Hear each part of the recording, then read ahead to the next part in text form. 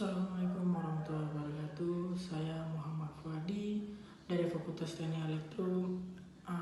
Jadi saya dari Kecamatan Bandaraya, Mimbo Aceh.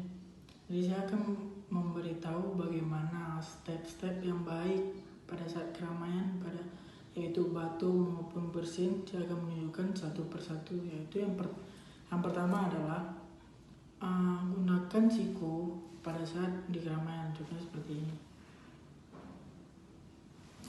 Lalu yang kedua, gunakan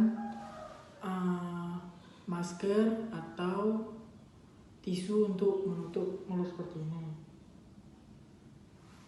Yang ketiga yaitu menggunakan baju atau bahan yang tebal untuk ditutup pada saat keramaian seperti ini.